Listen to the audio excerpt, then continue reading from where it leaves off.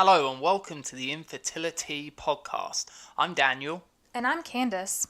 Grab a biscuit because we've got the tea on all things infertility.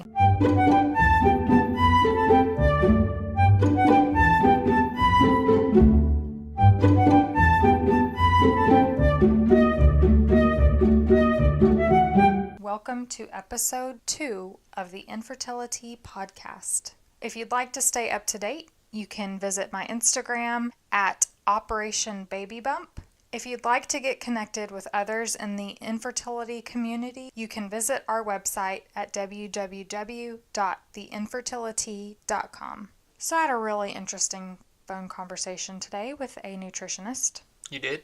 Yeah. So I got some testing done with my chiropractor's office, just in an effort to try and find out a little bit more about my health and wellness, and my insurance covers it, so why not?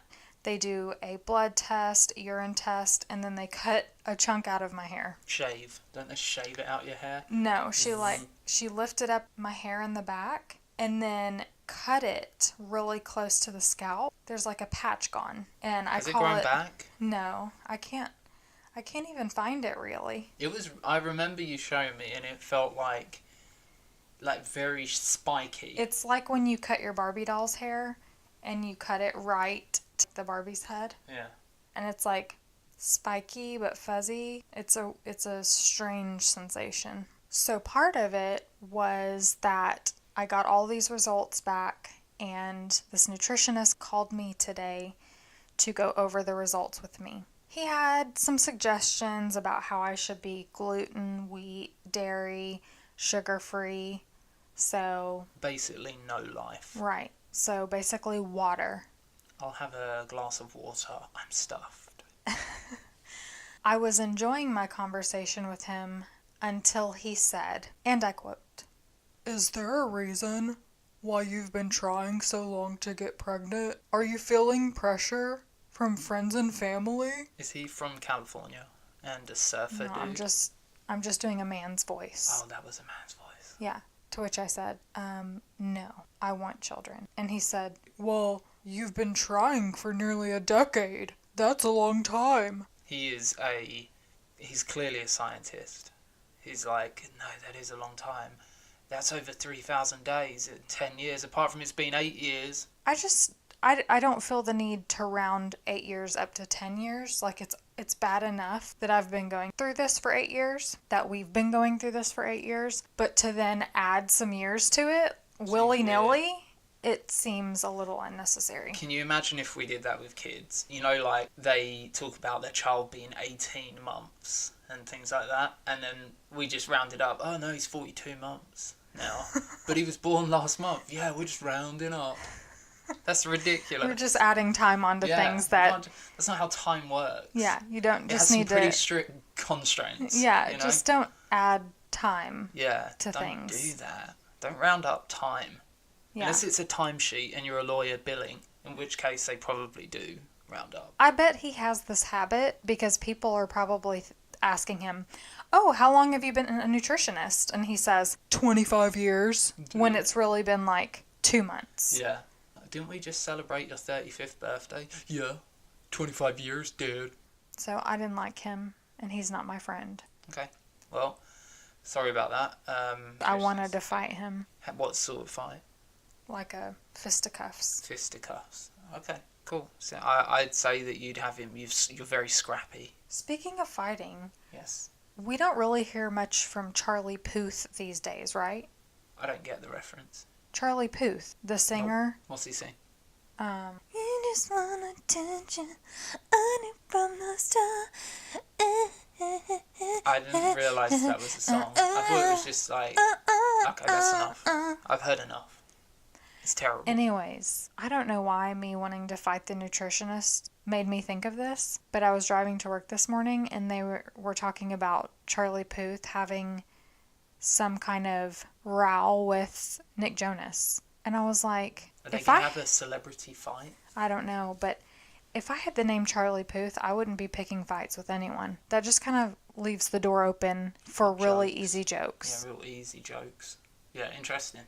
Like, I'm going to punch you in the pooth. Yeah, no, I wouldn't have gone that direction. I'm going to knock your pooth out. Or that direction. It's just, you're not very good at the insult game, are you? No. No. But his last name's Puth, and that sounds stupid. How is that spelled? Puth. Poof. I also feel stupid saying his name, so I'm going to quit now. Alright, Charlie. My day was boring. Manchester City beat Liverpool. We're not talking about sports here. Just I feel like Jan telling Michael we're not having this conversation.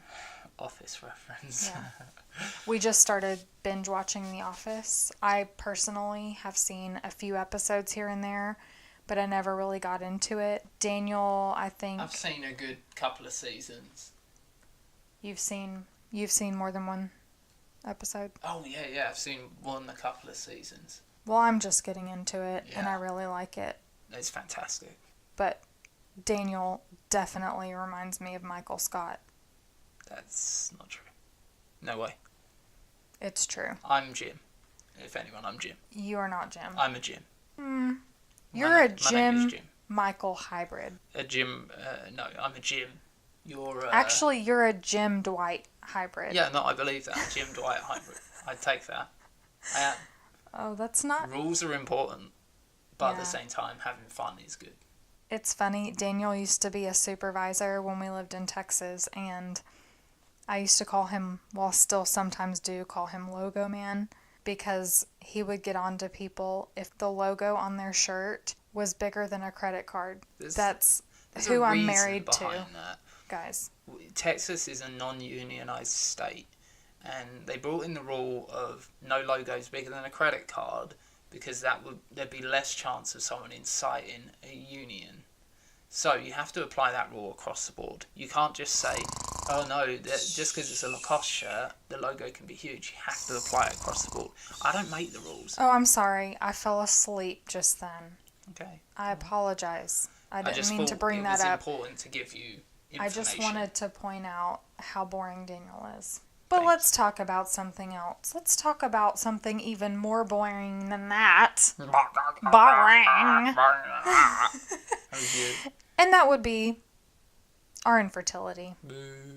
Boring. Just boring. Snooze fest. Snooze fest. I believe in our last episode, we left off with us moving to Texas. We built a house. Lots of room for lots of babies. We were really excited about trying. When I got off birth control after our wedding, I was really hoping that I'd secretly get pregnant. I believe I touched on that in our last podcast. But it was actually a really good thing that we didn't get pregnant because we were so poor. So poor. And that was right, because we spoke about Zaxby's. Yeah, we did. We talked about Zaxby's. Oh man, Zaxby's. I want that so bad. Our house in Texas had 4 bedrooms, an office, a game room. It was quite large, and we had plans to fill that house with babies. I remember how excited I was to get into our house. It was our first house. I was excited about decorating, but what I was most excited about was starting a family. I was most excited about the game room and the fact that we would have a table tennis table. Yeah, whiff-waff. Whiff-waff. Man, what a sport. We had a whiff-waff table in there, and it was fun. Man, so much fun. I remember when we first started trying, I would go to the baby section every single time I was at Target or any store. I would go to the baby section, and I would touch the little footy pajamas and hold the little socks and the shoes and just feel so many feelings because I've always wanted to be a mom ever since my sister was born when I was 15. So to finally be married and at a place in my life where I could try to have a child was so overwhelming. I also remember when we first started trying, you weren't really into it. Well, that was 2011. We were so poor, we could barely afford to feed ourselves, because I was fully behind having babies. Right. Yeah, 100%. You were fully behind it, but every month that it didn't happen was not that big of a deal to you. Yeah, no, it was definitely a big deal to me. I think the difference for me was possibly that I'm an optimist when it comes to these things. I'm like, well, it wasn't this month, it'll happen next month. And then next month turned into next year, and then the next year, and then we're 7 years down the line. And then you start to think, well, is this ever going to happen for us? Yeah. So I think it's different for guys in that it's not their body telling them that they're not pregnant every month. Yeah. So for us, women, we are feeling, oh, here comes my period. My period's going to come. And of course, guys don't know when your period's going to come because they're not very perceptive about stuff like that. We soon find out. Yeah, you soon find out. But anyways. When we forget to do one thing and World War III starts, all of a sudden we realise it's a bad time. But it takes World War III to actually get it through their pea brains. But here's a message for all those ladies out there. Rather than not tell someone that you're in a bad mood and just expect them to realise, maybe just do everyone a favour and be like, hey, listen, I'm about to start bleeding. I'm going to be in a bad mood. What? Can you... Okay, no. But why I'm not? sorry, Why do women no. have to make it so difficult? It's not being difficult. It's that it's about social cues. Yeah, but we're in a relationship. Social cues is something There you are have still with strangers. social cues in a relationship. No. Yes, there are. There is when you're dating. Not when you're married and you've seen each other at your very worst. Why would you need to play those games? There It's are very still social cues to pick up on. simple. Tomato. I'm sorry. For instance, today, Daniel was in a very crabby mood, and I said, you know what, we don't have to record our podcast because I could just tell he was in a bad mood. That's called picking up on a social cue. The difference, I'm in a bad mood once in a blue moon. Candace's normal is bad mood. So it's like, well, that's not true, but 75%? my mood fluctuates. She just burped and blew it away from the microphone. But I do remember when we had been trying, you were not really too concerned for a really long time. So I kind of feel like I've always been a little, maybe 1 or 2 steps ahead of you in that feeling really, really upset and like it's not happening. But for anyone who knows you can, they'll tell you that Candace, if she's not getting her own way and it's out of her control, it is not a good feeling for her. She is a control freak. Right, I am a control freak, and that's true. And, you know, in the beginning I thought, oh, God's probably teaching me a lesson in patience. Okay, I understand. But after nearly 8 years of that, it's kind of like... How I've much? got the lesson. Yeah, I've got it. I've graduated. Gotcha. Thanks. I could teach the whole class on it. Give me my freaking baby. Exactly. I want 2 legs. I want 2 arms. Give me some toes. I don't care about the genitalia. I am not bothered if it's a boy or a girl or somewhere in between. Just give us... Actually, I would rather have a boy. Let's be honest. And I'd rather have a girl, but you know what? Twins. I used to always say that I'd rather have a girl. But right now, I really don't care. Yeah, me neither, really. I just want a human baby. Like, we have 2 dog babies, and a human baby would just top that. Yeah. After so long of trying, I became really, really depressed and bitter and angry. I think we had been trying for probably 2 years at that point. Man, that was only a year then. The first Christmas we spent in our house was a disaster. It was a white Christmas. It snowed. Snowed on Christmas Day. It snowed on Christmas Day. It was the first year in our house. It was beautiful outside. Oh, amazing. It should have been the most magical, amazing time. but it wasn't. I was so depressed. I think my cousin's wife was pregnant at that time with their first, and since we had been trying, that was the first pregnancy amongst the cousins. So that was really hard to go through. And I remember getting my food. I went in the bedroom. My whole family was over for Christmas, and I went in the bedroom, sat in the bed, and I just cried. It was so bad. Do you remember, just before Christmas, we had your Uncle Billy, Jonice, Taylor, Ryan around for cards, and we were all playing cards, and then Ramsey out of nowhere walked up by the table and dropped the largest loaf I have ever seen him do, and we all of us just stood there in like just shock, because he's like crouched over giving it one on the floor, and we're all just dying laughing. You remember that? Yeah, that was ridiculous. Gosh. And he's house trained, so Yeah. he's never done that before. He used to go out like every hour as well. Yeah. There was no excuse. He just wanted to mark his territory with an absolute Mount Everest of a loaf. It was hilarious. Oh man. Why are we talking about poop? It came back to me when we started talking about 2012. And that story there, like, I don't think I've laughed like that in my life. My sides hurt.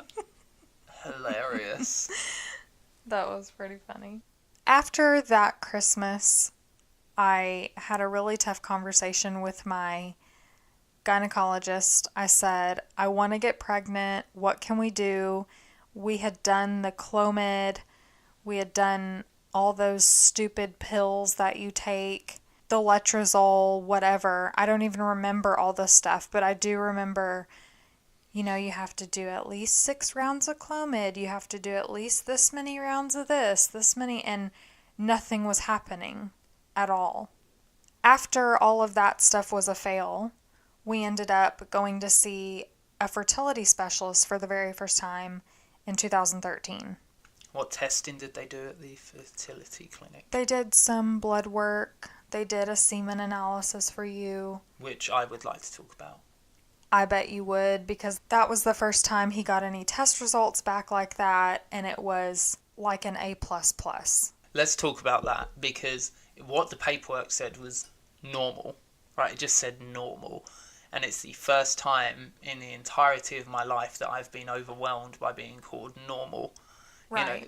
Like usually you're like, normal, I'm a C+ student, I'm happy with that. But when it comes to your semen and someone calls you normal, like you feel elated. You're like, well, how about that? Right. Everything's working. And all my tests came back normal. Normal. And so we were sitting there thinking, well, I'm normal. What the bloody hell is it? Yeah, I'm normal, you're normal. What's going on? And that's when we got the diagnosis of unexplained infertility. Which basically means, yes, we're doctors. Yes, we have years and years of training. But no, we have no idea what the issue is. And we can't help you. So they suggested that we try a procedure called an IUI. Which stands for? Intrauterine insemination. That's so right. If you've done IVF, chances are you may have already done an IUI. Unless you have something to where you wouldn't have gotten pregnant on an IUI. But we did one, and all I remember from that time period is I had to do an Ovidrel shot for a trigger. And I was so scared that I drove to my cousin's house, who is a paramedic, and had him give me the shot. That's what a big green weenie I was back then. Didn't he come round for something else? So I thought Lane came round one night to actually do another shot for you. Maybe there were 2. Yeah, because I don't remember. I remember him at our house. I do remember going over to their place. Yeah, and it was like I had to give it at midnight or It was something. like 12 hours before. Or something like that. So maybe there were 2 trigger shots.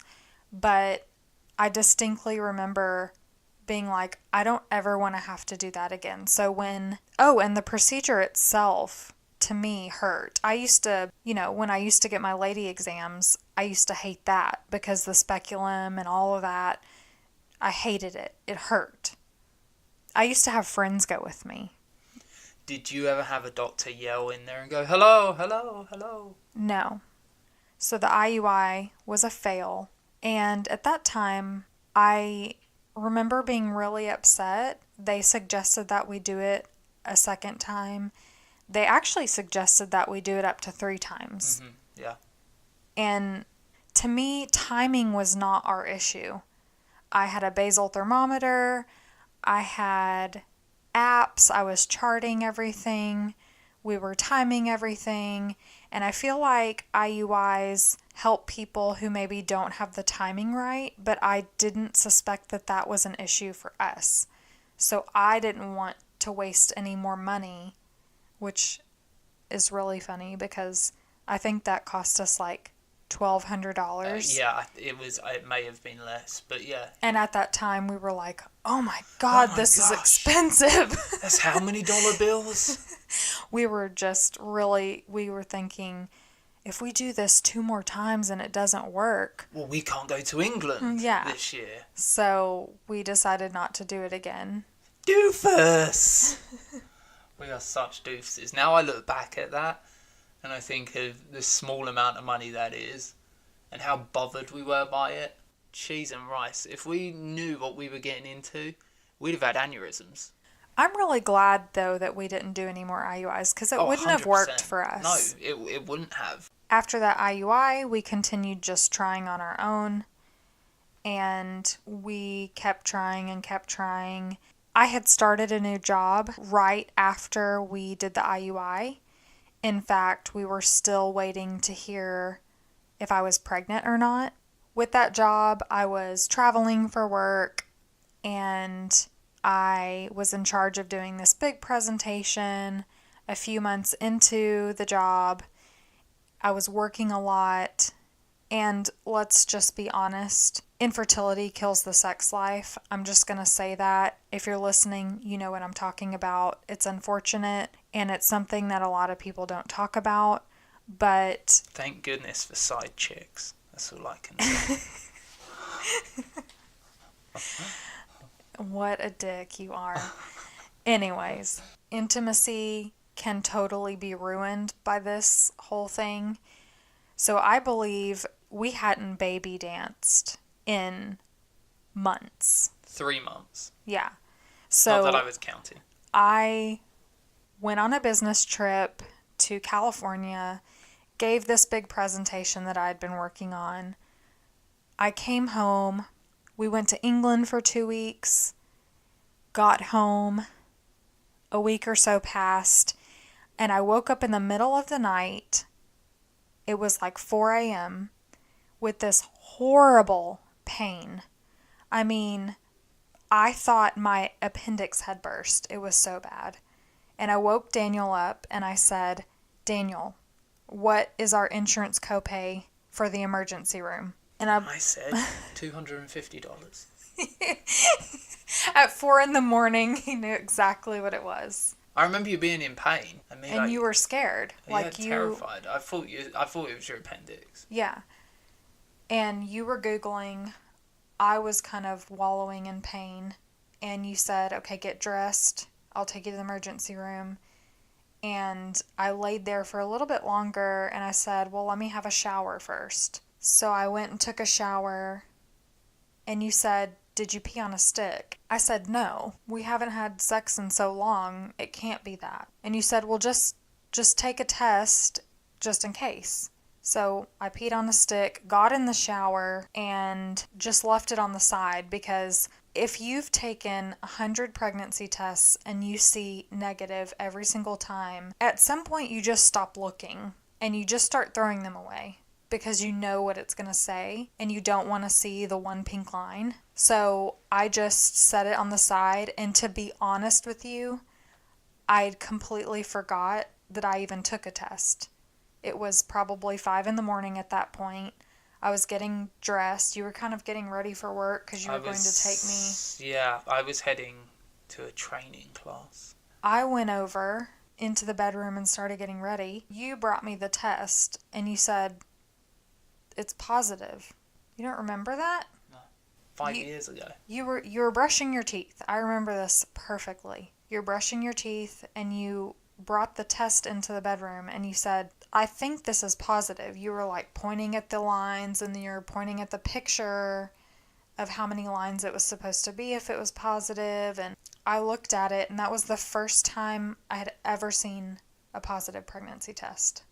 I couldn't believe that the test was positive. I really couldn't believe my eyes. So at that time, the pain had gone away and I kind of forgot about the pain and I was more excited about the positive pregnancy test.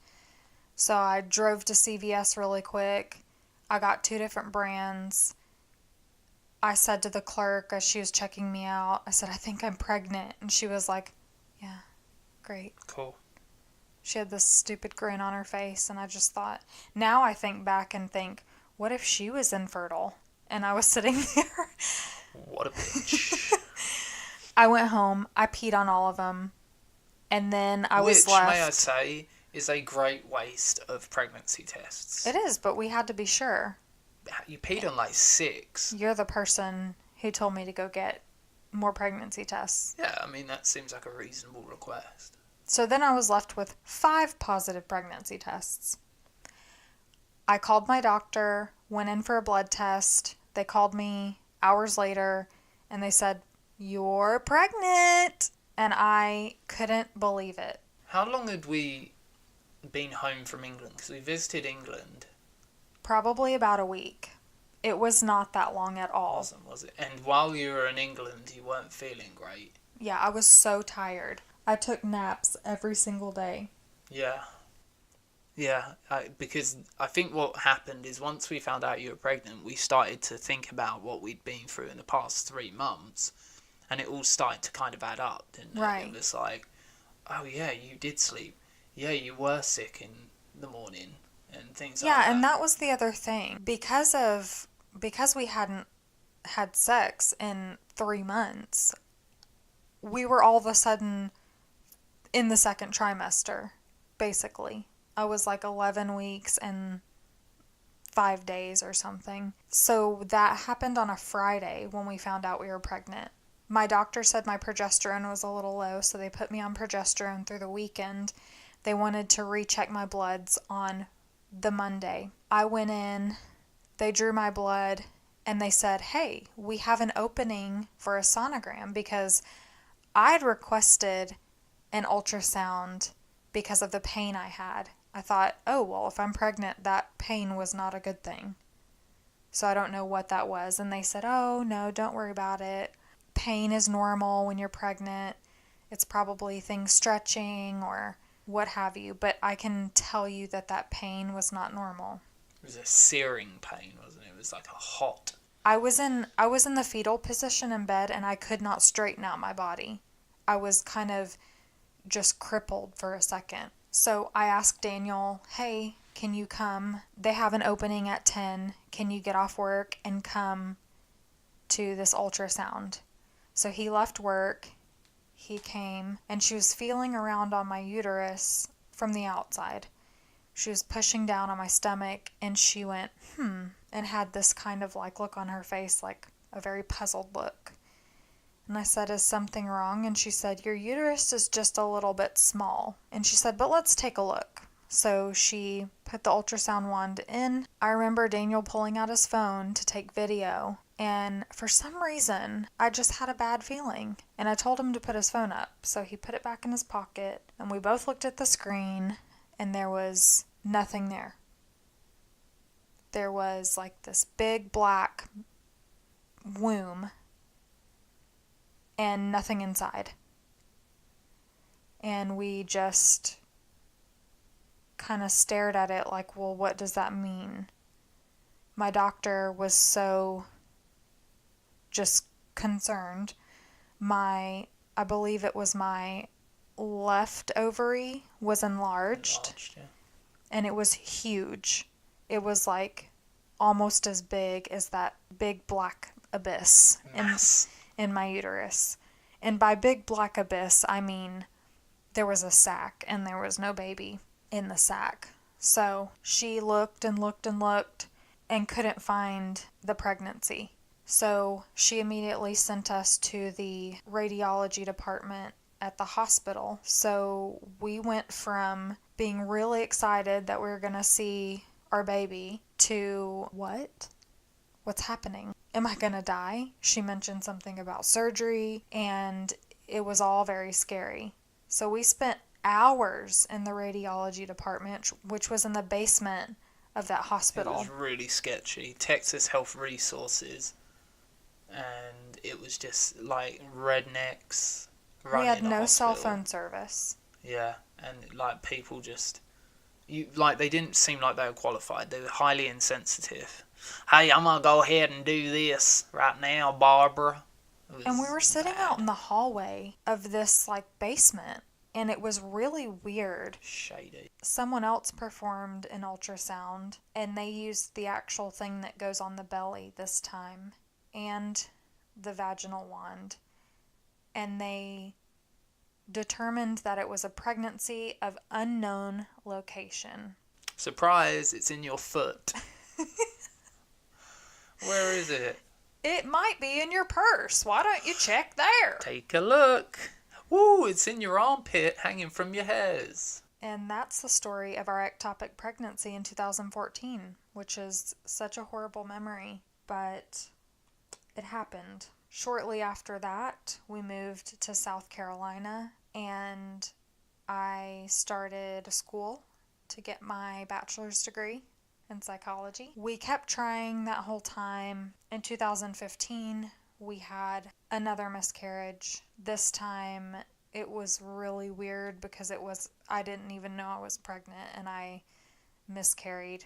I knew that I miscarried because I saw it, unfortunately. That was pretty sad. After we miscarried in 2015, I remember it was really weird because it was about a month before I had a lady appointment, and I met with her and told her, yeah, I just suffered another miscarriage. And she looked at me and she said, listen, we can be as aggressive as you'd like, so let me know when you're ready. She said, I recommend this fertility clinic that gets women pregnant that I thought would never get pregnant. So I was really excited. And I really appreciated that because it gave me hope. Not long after I met with her, I remember being in school and I was 16 days late. I took a home pregnancy test. It was negative, but my period still hadn't come and my cycles were pretty regular. And I remember going to her office to get blood work done, and they called me when I was in my biology lab class, of all places. And I just remember getting that phone call and her being like, no, it's negative. And I was so mad. I was so mad that yet once again, I felt hopeful that my period hadn't arrived yet and that I could be pregnant, and I wasn't yet again. And I thought, I'm so done with this. And that's when I started talking to you about IVF. Do you remember that? I felt like we were going to be poor for the rest of our lives due to how much it cost. It was something I knew we couldn't afford, but I also knew that if I was going to get pregnant ever, that we were going to need help. We discussed IVF. We decided to take her recommendation and meet with the fertility clinic that she suggested, and we had our first consult with them in December of 2016. Since we've been there, let me remind you that the date is January 3rd, 2019. We have been with that clinic for 2 years. We have endured 3 rounds of IVF. On our first round, we got 3 embryos. We lost them all at separate times. We did an ERA test that showed I was pre-receptive, so we made accommodations for that. After we lost our last embryo in March, and we weren't really sure what to do next, we ended up doing 2 more rounds of IVF back to back. We batched our embryos so that we could save money of all things and get them PGS tested at one time, and we ended up with 5 more embryos. Since then, we've lost another 2 embryos. totaling 5 embryos lost. At this point, we are working with a doctor in New York, a reproductive immunologist, to hopefully get more answers, more tests done on exactly what might be at play with all these recurrent implantation failures. And I'm not willing to do any more IVF at this point until we have more answers. So that is the story of our infertility. We have it pretty bad. On the next episode of the Infertility Podcast, they said, "What?"